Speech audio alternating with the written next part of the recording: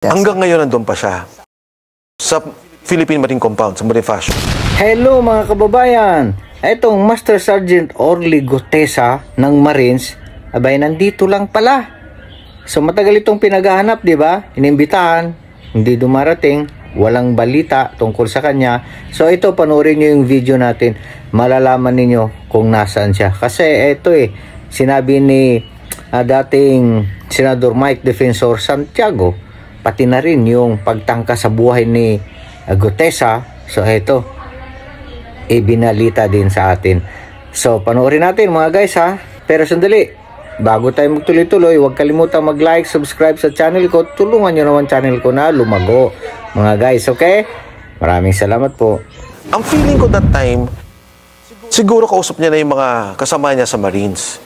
Wala doon sa Senado, dumiretso na sa Marine Compound.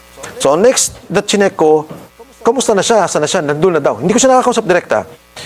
Nalaman ko yung pamilya naman, in fairness to the Marines, kinupkup ka agad. But eventually, I think, inayos din nila na, siguro, para hindi ma-endanger din yung family, inilayo kay Gutesa na, itinago din nila.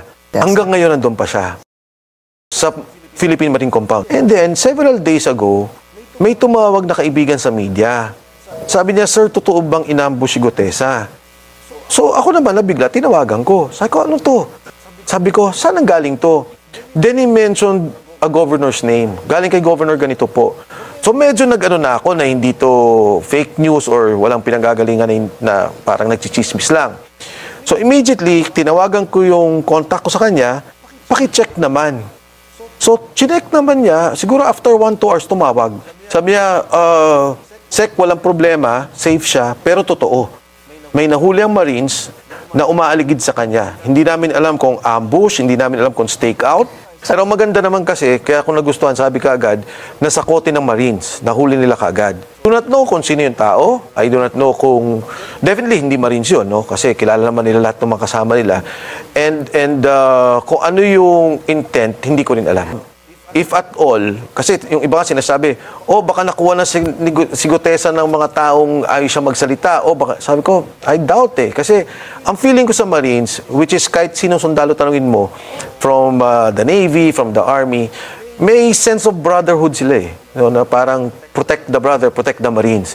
So even yung Army, hindi naman nakakadirekta Kahit na sinong sangay ng gobyerno, hindi naman direkta talaga. So, ang alam ko is pinoprotect lang nila, ayaw nilang mapoliticize, ayaw nilang lapitan ng kung sino-sino, and they are making sure that he's protected. But any invitation, because ang pangalawang tanong sa akin, ba't hindi siya umattend? Because he was never invited. But ako naman, I would think it would be easier that they send the invitation to the Marine Commandant for him to attend. I am 1,000% that Sergeant Gutesa will attend. I think si Sergeant Gutesa medyo unique soldier. Kasi bukod sa Marines siya na fight. Alam mo naman yung mga Marines. He was really with Intel. Intelligence yung kanyang operations. I'm not sure about his operations, pero alam mo naman pagka Marine Intel, medyo malalim din talaga. So I think kahit papano, anticipated niya lahat ng to. Ayaw niya may direct contact. I have his number, pero wala. Hindi ko naman siya nakakausap.